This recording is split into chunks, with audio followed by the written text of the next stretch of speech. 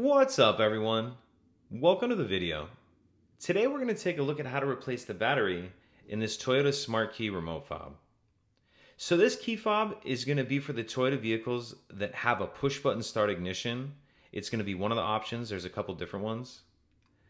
And this key fob is going to use replacement battery CR2032.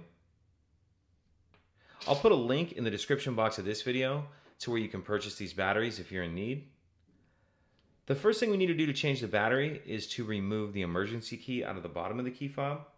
That's done by pressing this button on the side, and the key will slide out like that.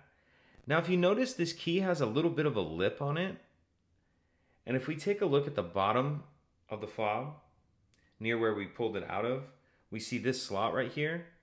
What we're going to do is put it in that slot and then just twist it like this, like we're opening a lock.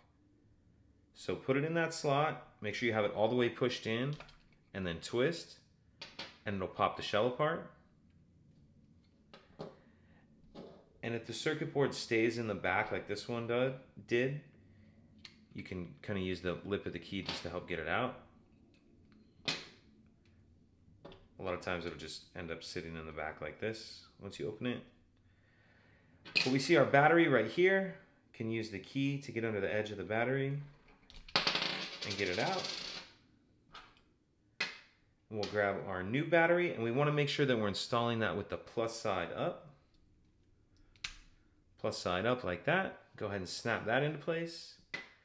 Then make sure this is all sitting in there properly, that rubber piece and the circuit board. And then you can snap the two halves back together. Put our emergency key back in. And that's it. If you have any questions, please let me know. If you could take a second to like and subscribe, it helps us out, and I'd appreciate it. Thank you.